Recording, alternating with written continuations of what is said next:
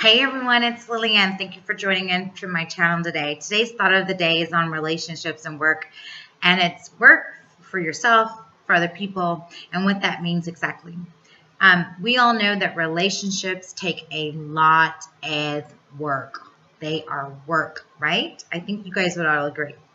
But relationships also act as a mirror for us. I like to refer to relationships as the actual ship. So if you would just imagine a ship at sea, and you are in the ship, and you are the ship, and you are going about your way. Well, in order to even move across the body of water, it takes a lot of work and a lot of energy for the boat to move. Number one, it's heavy. Number two, water is very hard to move across. Those of you that have swim, when you swim, you know that you exert a lot of energy by swimming. But the point of it is that when the storm comes in, we want to be able to withstand the storm, right? And we also want to be able to withstand the journey, even when the sea or the ocean is calm. So it's important that all of the pieces of the ship are working properly so that we can have a successful journey. And that ship is you. And so when you are going in that relationship and you're having that mirror effect, and it's showing you that reflection, just know that in that reflection, the universe, aka God makes things happen. And so you will attract the things that you will attract the things that you need to in that present time. These things will come up and they will come out. And they are coming out in order for you to recognize them and scream and say, hello, come help me, come bring me, I'm coming out, so you can see these things that are within you. I'm going to give you an example of relying on the external world to tell you, but let's say, for instance, you are in a situation where you unknowingly feel like that you are not being valued, or your spouse or your significant other is not making you feel worthy, or they are devaluing you. Okay.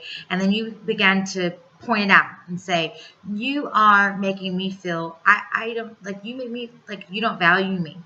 You don't, make me feel worthy of any of this. Okay. And then you start projecting. And my favorite word, projecting. And well, you're projecting this on this other person. Okay. And they're like, what are you talking about? I don't know what you're talking about. Of course. But the simple fact that you're actually in that relationship, that you even question the fact that if someone values you, or they make you feel unworthy. Sometimes you have to put the mirror up and say, do I value me? Do I feel worthy? Because in some likeness, I've probably attracted this person that doesn't value me because I don't really value me. And now I want them to fill my void by valuing me. And in reality, they can never fill it. Not successfully, actually. You will never be successfully happy if you rely on your pouring in from the outside world. Your pouring in starts from in here. God has given you the divine. He's given you everything you need to complete you, okay, with Him. He's given you everything inside of you to complete you. And you just have to tap into yourself to whatever that missing piece is. All right. So always remember that. So in reality, if there was a situation where you did actually value yourself, and you did actually feel yourself as being worthy, you would not attract that person that didn't value you, or that didn't make you feel unworthy. Because the instant that you entertain them, you would automatically feel it. You would just know. It would just go away. It would dissipate. Trust me. You attract what you are. It is true. You attract what you are. It is true. Okay. Throughout your relationship, you should always be growing. If you're not taking time for yourself after a relationship, you should always have time for reflection. You should have a time for healing.